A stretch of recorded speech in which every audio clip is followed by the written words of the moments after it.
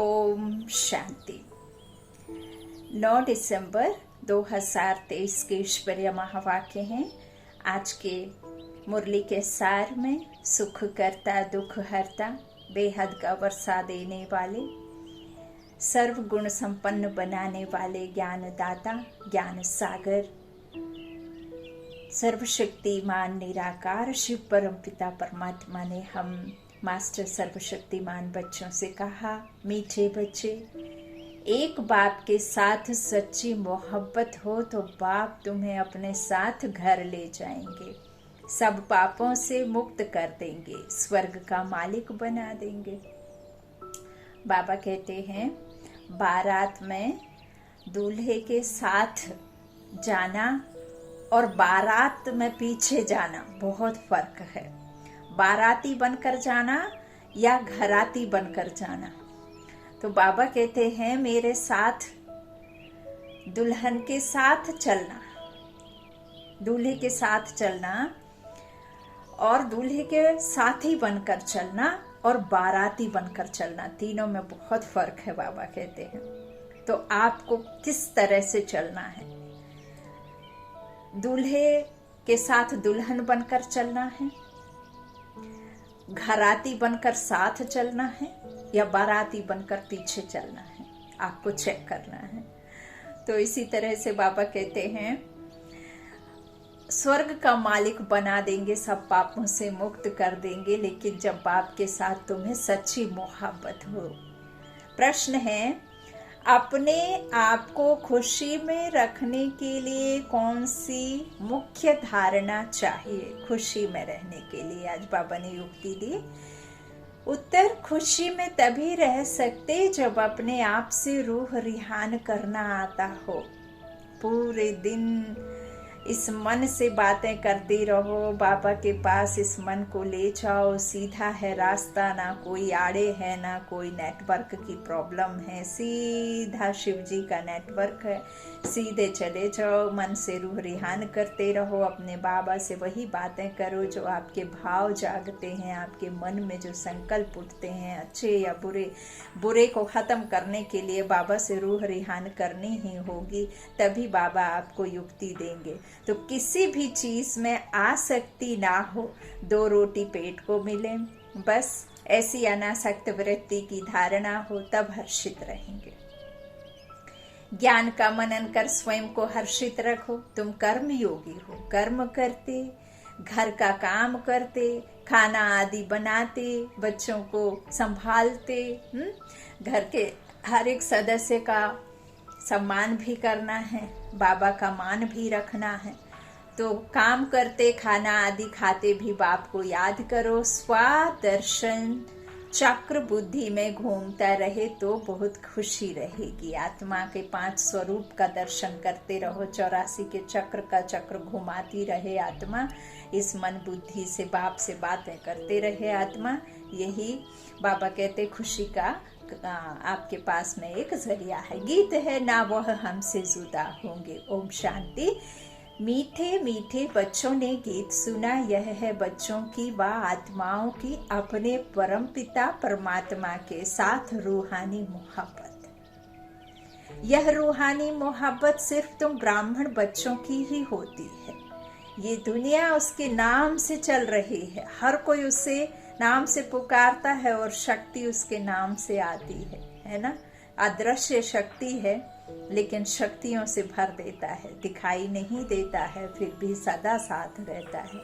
तो इस तरह से यह रूहानी मोहब्बत सिर्फ तुम ब्राह्मण बच्चों की होती है, क्योंकि हम ही आत्मा उस परमात्मा से मिलन मना सकते हैं। यह ज्ञान चक्षु से, यह बुद्धि के तीसरे नेत्र से, समझ के तीसरे नेत्र से उस परमात्मा को समझते हैं और खुद आत्मा समझते हैं, तभी उस परमात्मा के पास जा सकते हैं। ये शरीर आधार मात्र है।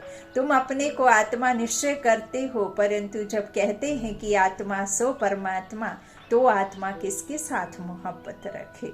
जब है ही साथ में तो फिर कैसे रखेगी? तो मोहब्बत होती है बच्चों की बाप के साथ, आत्मा की परमात्मा के साथ। बाप की मोहब्बत नहीं होती है। यदि फादरहुड हो जाए तो फिर कैसे मोहब्बत करोगे? हाँ, बाबा कहते हैं अभी तुम समझते हो हम आत्माएं अपने परम पिता परमात्मा के साथ मोहब्बत जोड़ रही हैं। यह मोहब्बत ही तुमको साथ ले जाती है। तुम रूहानी मोहब्बत बाप के साथ रखते हो तो तकलीफ भी सहन करनी पड़ती है। बहुत सारे आपके जीवन में ऐसे पड़ाव आएंगे जब आप सिर्फ ये प्रकृति जो आपको आपदाएं दिखा रही है या प्रकृति के द्वारा जो आपको एग्जाम आ रहे हैं, नज़ारे आ रहे हैं, उसके अलावा भी आपको बहुत कुछ सहन करना है। जो संबंध संपर्क में आती हैं मुश्किलें वो तो है ही, लेकिन आपके जो पुराने हिसाब हैं वो चुकते हो रहे हैं। तो उसमें तो आपको कुछ ऐसा समझना ही नहीं है कि ये परमात्मा के द्वारा मिला है, वो तो हमारे ही हैं, तो हमें कैसे न कैसे उधार लिया है तो चुकाना तो पड़ेगा, नहीं चुकाओगे तो सज़ा खानी पड़ेगी। तो इसीलिए बाबा कहते हैं तकलीफ वो नहीं, तकलीफ वो है जो आपको नास्तिक पागल कुछ भी कह सकते हैं। तो इस तरह से बहुत सारे आपके खिलाफ भी खड़े होंगे, क्योंकि ये रावण राज्य है तो रावण अपनी सत्ता किसी और के हाथों में जाते देख नहीं सकता।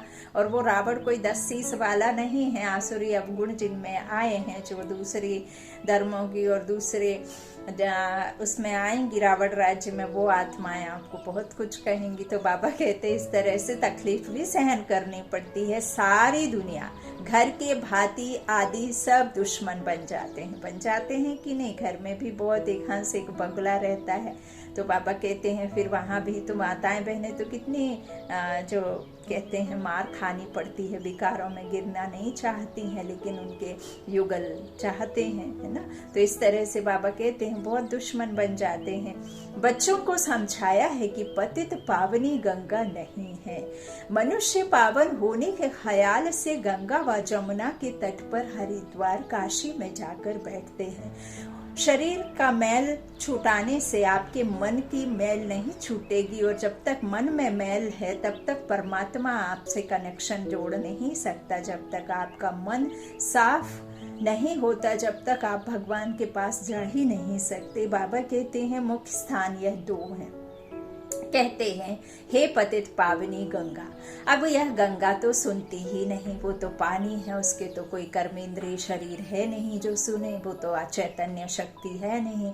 तो बाबा कहते अब कौन है वो? तो सुनने वाला एक पतित पावन बाप ही है। अभी तुम उस बाप के सम्मुख बैठे हो, बाप बतला रहे हैं तुम पावन कैसे बनोगे। पानी की गंगा थोड़े ही कहती है माँ में कम याद करने से तुम्हारे विकर्म विनाश होंगे। बाप कहते हैं मैं प्रतिज्ञा करता हूँ अगर तुम मुझ बाप को याद करेंगे तो तुम्हारे विकर्म विनाश होंगे। और यही ज्ञान का सागर है, यही तो पतित पावन है। गारंटी देते हैं, गंगा तो गारंटी दे ना सके। जैसे मनुष्य रावण को वर्ष वर्ष जलाते आए हैं, छोटे से अब बड़ा होते जा रहा है, 60-60 फीट के 150-150 फीट के जलाते जरूर हैं, लेकिन जितना जास्ती ये विकार बढ़ रहा है उतना जास्ती उसका एफिजी भी बड़ा बन रहा है। हर साल जलाते हैं लेकिन चलता नहीं है। अब ये शरीर एक बार विनाश हो गया तो ये शरीर वापस आ जाएगा क्या? नहीं आएगा। ऐसे ही वो वापस आता जा रहा है क्योंकि जानते नहीं है कि असल में रावण कौन है और वो कैसे जलेगा। तो बाबा कहते हैं जो 5 विकार नर के 5 विकार नारी के, ये 5 विकार 10 हो जाते हैं। उसे 10 शीश में दिखाया गया है क्योंकि उसे ऐसे ही दिखा सकते हैं। तो बाबा कहते हैं अब कौन सी अग्नि से वो जलेगा? तो योग अग्नि से जलेगा। अब योग किससे लगाना है? योग माना जोड़, रिश्ता जोड़ना, संबंध में आना। अब किससे संबंध जोड़ना है? तो ये योग अग्नि है। परमात्मा से योग लगाने से, परमात्मा से मन बुद्धि के तार जोड़ने से, जब ये तार जुड़ जाते हैं तो परमात्मा अपनी प्यूरिटी, अपनी शक्तियां, अपना बल जब हमारे में भरते हैं तो हमसे ये 5 विकार जो है वो खत्म हो जाते हैं, अर्थात हम पावन बनना शुरू हो जाते हैं। बाबा कहते हैं मैं गारंटी देता हूँ, रावण को तो जलाते आए हैं परंतु रावण मरता ही नहीं है। वैसे गंगा में स्नान भी जन्म जन्मांतर करते आए हैं, ना जाने कब से कर रहे होंगे, परंतु पतित से पावन कोई बनते ही नहीं हैं। और देखो बाबा ने मुझे तो कभी लौकिक में मौका ही नहीं दिया कि मैं कभी गंगा स्नान कर पाऊँ। तो फिर स्नान करने जाते रहते हैं। एक बार पावन बने तो फिर क्यों जाते हैं? यदि आपको गंगा स्नान से पावन बन ही जाना होता तो एक बार फिर बार बार क्यों जाते हो स्नान करने? कितने मेले लगते हैं।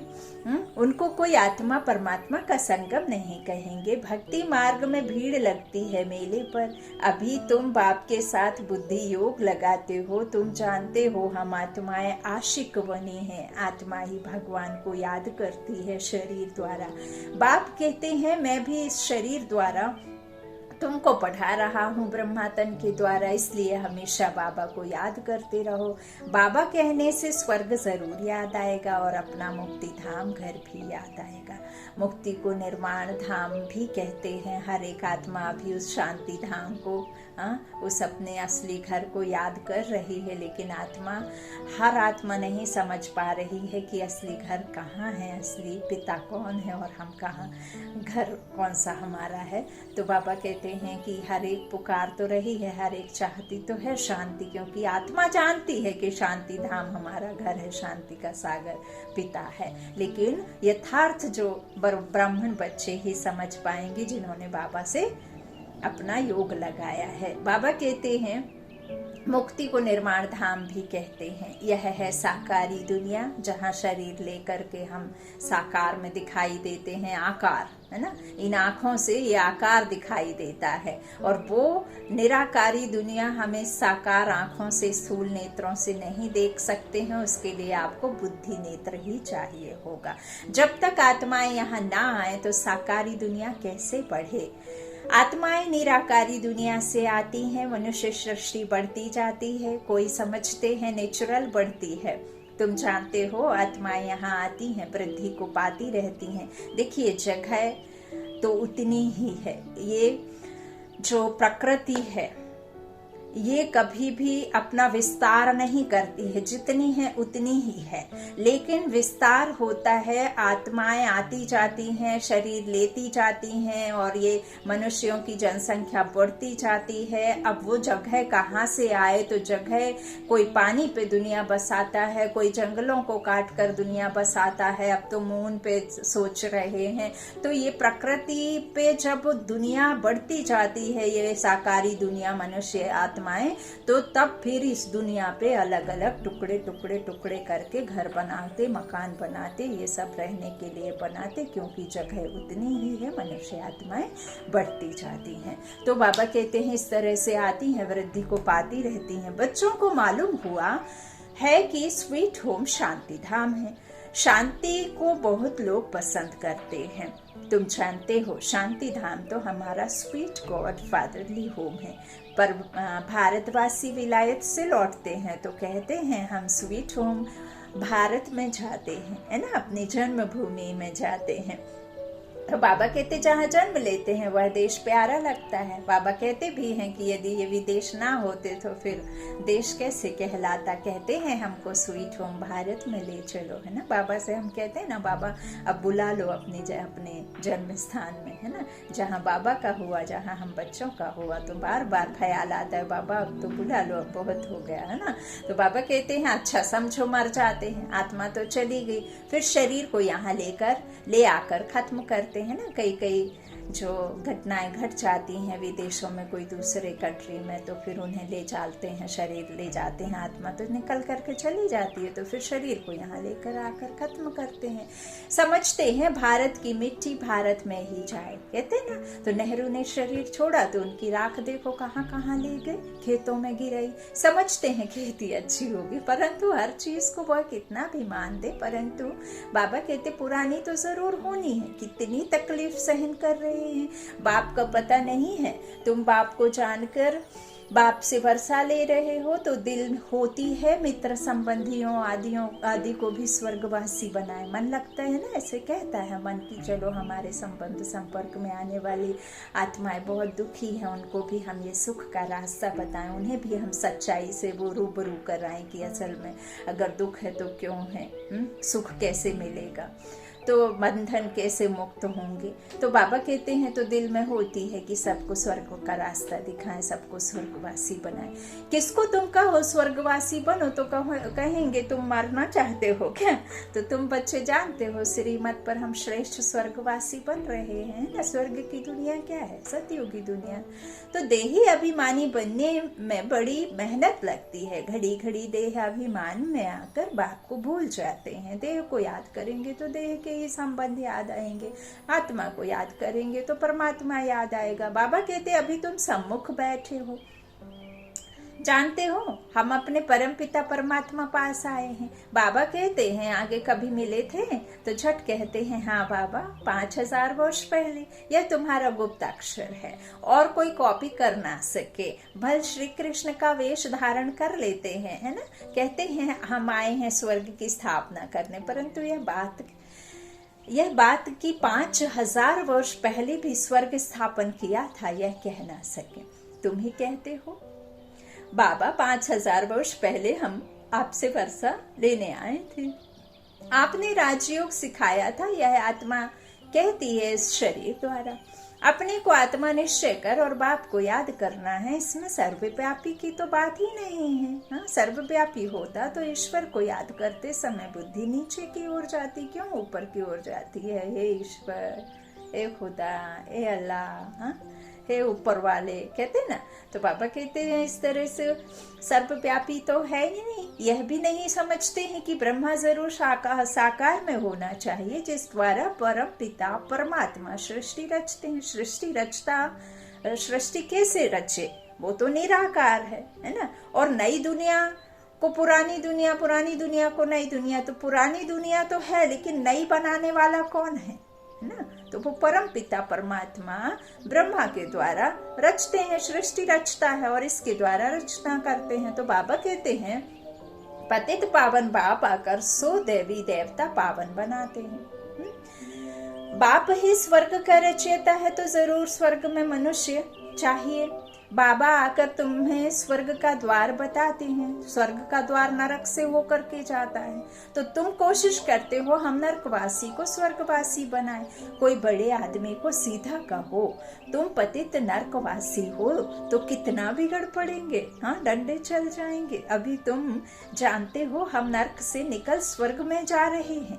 अभी हम संगमवासी हैं, हम आत्माएं अब जा रहे हैं इस शरीर को छोड़ बाबा के साथ, बाबा के घर। यह है तुम्हारी रूहानी यात्रा, रूह की रूहानी पिता के साथ बाबा की याद में रहना है। समझते हो यह शरीर जहाँ तक रहेगा वहां तक यात्रा चालू है। खत्म तो खत्म, कर्म भी तो करना है। भल खाओ पियो, खाना पकाओ, जितना समय मिले बाप को जरूर याद करना है। मन तो यहाँ वहां भटकता है, उस भटकने से रोको और उसे वहां ले जाओ। तो दफ्तर में बैठते हो, देखो फुर्सत है तो बाबा की याद में बैठ जाओ। कुछ एक काम ऐसे होते हैं जहां आपको कंसंट्रेट उस काम पर करना पड़ता है, लेकिन कुछ एक काम होते हैं जब आपको ये मन बुद्धि लगानी नहीं पड़ती है ना। जैसे खाना बनाने का एक संस्कार हो जाता है, शुरू शुरू में आपको याद रखना पड़ता है कि अब इसमें ये पड़ेगा, ये पड़ेगा, वो पड़ेगा। फिर एक जब हमारे कर्म संस्कार बन जाता है तो हम आंख बंद करके या कैसे भी उसमें कुछ गलती नहीं होती है, आप बिना मन को उधर कंसंट्रेट करे भी डाल सकते हैं, है ना। तो ऐसे ही परमात्मा से जब हम लगन लगा लेते हैं और जब कोई ऐसे कर्म करते हैं जब हमें किसी और की याद सताती तो उसकी याद सतानी चाहिए, उसी ही याद करना चाहिए।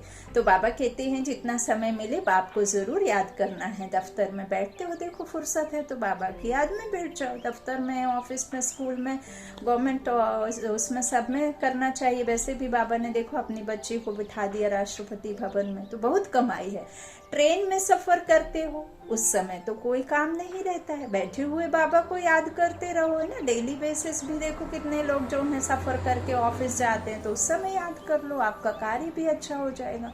अभी हम बाबा के पास जाते हैं, बाबा परम धाम से हमको लेने लिए आया है। अच्छा, शाम को घर का खाना आदि पकाते हो तो भी एक दो को याद दिलाओ, आओ हम अपने बाप की याद में बैठे, पॉइंट भी एक दो को सुनाओ।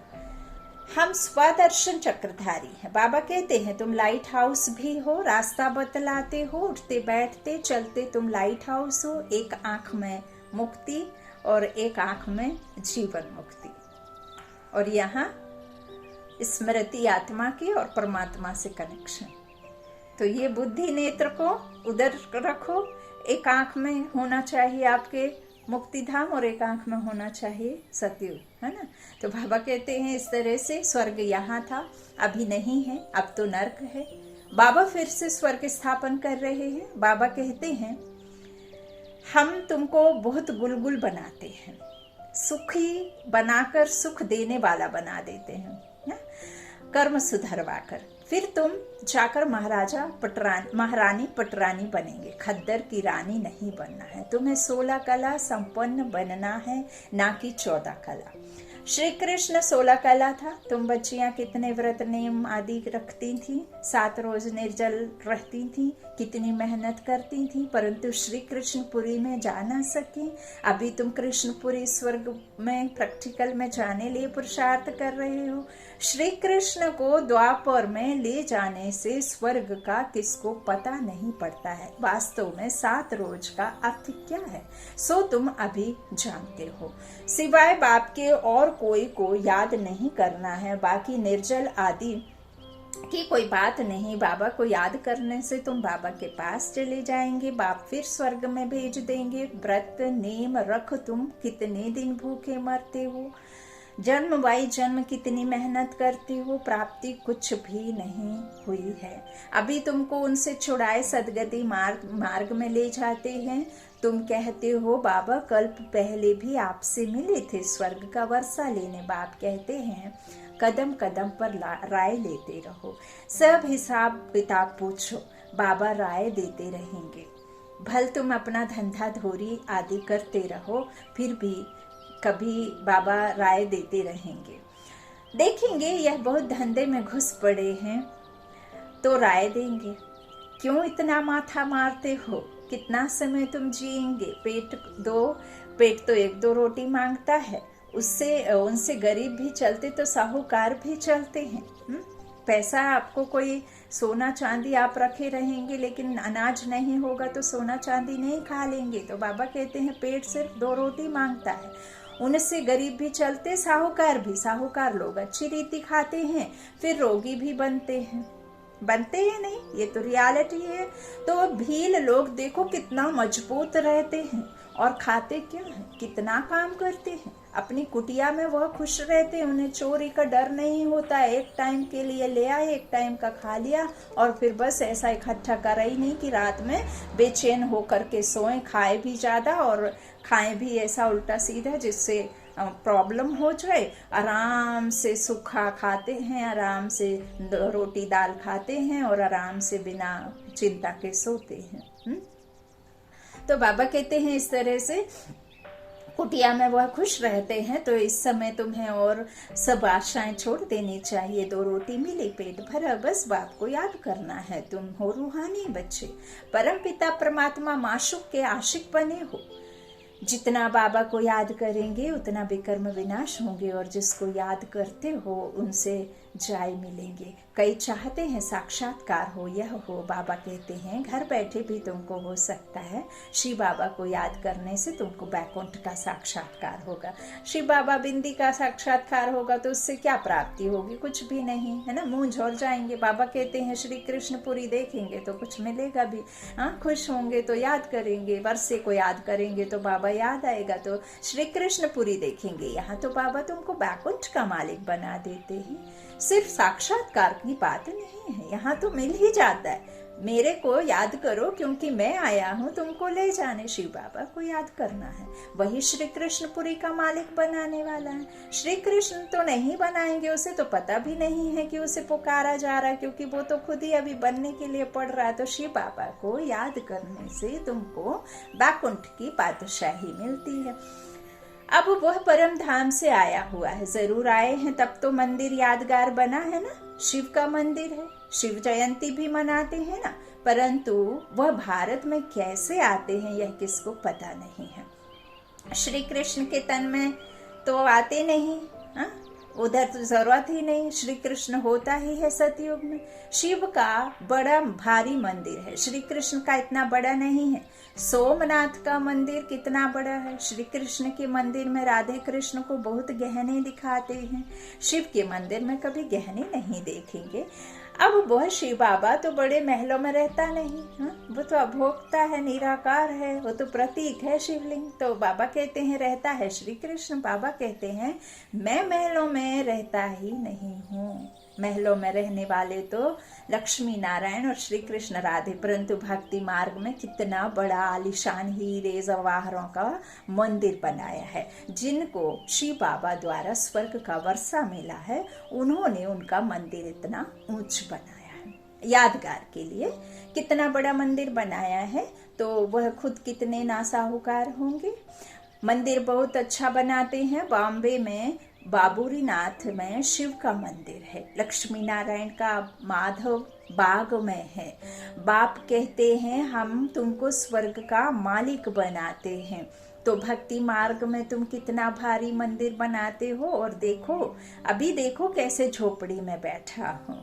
तुम्हारा भी नाम वाला होना है, तुम जानते हो हमारा फिर मंदिर बनेगा। हमारे बाप शिव के भी बहुत मंदिर हैं, कमाल है। जिन्होंने सोमनाथ का मंदिर बनाया था वो कितने धनवान होंगे। अभी तो कितना गुप्त हूँ, है ना। बाबा आया है तन में, पता भी नहीं चलता, साधारण तन में आए, फिर बाबा करे भी क्या। ये सेल्फी की दुनिया में तो बाबा को क्या पहचान करके भी नहीं पहचानेंगे, सेल्फी में लग जाएंगे, कुचल देंगे बाबा के पैरों को। हाँ तो ब्रह्मा तन में आते हैं, गुप्त है, गुप्त ही आते हैं, गुप्त ही चले जाते हैं, तो कोई को भी पता नहीं। तुम जान गए हो, फिर जैसे बाबा कहते कैसे शिव बाबा का मंदिर बनाना पड़ेगा। भक्ति मार्ग में आएंगे मम्मा बाबा जो पहले नंबर में पूज्य बनते हैं, बैकुंठ के मालिक बनते हैं, फिर पहले पुजारी बन मंदिर भी उनको ही बनाना है। देखो बाबा ने क्लियर कर दिया कि ये जो सब बनाते हैं ना शास्त्र आदि, वो भी जो पहले आए उन्हीं ने लिखे होंगे। हाँ भले ही वो अभी भक्ति में चल रहे हैं, हम उनको दोष देते रहते हैं। तो बाबा कहते हैं दिल में कहेंगे ना हम ही पुजारी बन मंदिर बनाएंगे, ऐसी बातों में रमण करने से फिर यह पुरानी दुनिया भूल जाएगी। आपस में भी ऐसी बातें करनी चाहिए, अकेले में बाबा से और सबके साथ बाबा की बातें, तो तुमको खुशी बहुत रहेगी। अपने से रूह रिहान करो, सुप्रीम रूह बैठ तुम्हारी रूह को रिझाते हैं, इस ज्ञान से हर्षित बनाते हैं। बाबा करंट की माफिक हमें खींचते हैं। दुनिया के कोने कोने में बाबा ने अपने निमित्त बच्चों को, अपनी ज्ञान गंगाओं को अपने समंदर से निकाल कर भेजी हैं। तो तुम कहते हो हम कल्प बाद फिर से आए हैं, अनेक बार बाप से मिले हैं, वर्षा पाया है, ऐसे आपस में बातें करनी चाहिए। फिर तुम कर्म योगी भी हो, भल घर में खाना आदि पकाओ, खुशी रहेगी। तुम 84 जन्मों की हिस्ट्री ज्योग्राफी को जानते हो। हम अभी ब्राह्मण बने हैं, फिर देवता बन राज्य करेंगे, पुजारी से पूज्य बनेंगे, फिर महल आदि बनाएंगे। अपनी ही हिस्ट्री ज्योग्राफी सुनाते रहो। हमारी हिस्ट्री ज्योग्राफी चक्र कैसे लगाती है, इसको ही स्वदर्शन चक्रधारी कहा जाता है। तुम तीनों लोकों को जानने वाले हो, ज्ञान का नेत्र तुम्हारा खोला है। यह चक्र याद करने से तुमको बड़ी खुशी रहनी चाहिए, बाप को भी खुशी रहती है। अभी तुम सेवा में उपस्थित हो, तुम सेवाधारियों के मंदिर फिर बाद में भक्ति में बनेंगे। अभी मैं तुम बच्चों की सर्विस में आया हूँ, तुमको स्वर्ग का पूरा वर्षा देने आया हूँ। जितना जो पुरुषार्थ करेंगे उस अनुसार स्वर्ग के मालिक बनेंगे। अच्छा, मीठे मीठे सिकीला दे बच्चों प्रति माता पिता बाप दादा का याद प्यार और गुड मॉर्निंग। रूहानी बाप की रूहानी बच्चों को नमस्ते। हम रूहानी बच्चों की रूहानी माता पिता बाप दादा को याद प्यार और गुड मॉर्निंग। शुक्रिया, लव यू। अच्छा, धारणा के लिए मुख्य सार है। पहला बाबा ने कहा चलते फिरते लाइट हाउस बन सभी को रास्ता बताना है। सब आशाएं छोड़े एक बाप की याद में रहना है, बाप से राय लेते रहना है। आशा रखेंगे तो निराशा को पाएंगे, क्योंकि अब ये दुनिया में कुछ रहना नहीं है। दूसरा, ज्ञान की बातों में ही रमण करना है, अपने आप से बातें करनी है। स्वदर्शन चक्र फिराते सदा हर्षित रहना वरदान है बाबा ने दिया।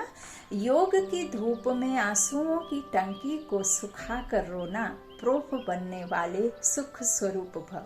योग की धूप में आंसुओं की टंकी को सुखाकर रोना प्रूफ बनने वाले सुख स्वरूप भव। कई बच्चे कहते हैं फलाना दुख देता है इसलिए रोना आता है, लेकिन वह दुख वह देते हैं, आप लेते क्यों हो? उनका काम है देना, आप लो ही नहीं। परमात्मा के बच्चे कभी रो नहीं सकते। रोना बंद, ना आंखों का रोना ना मन का रोना।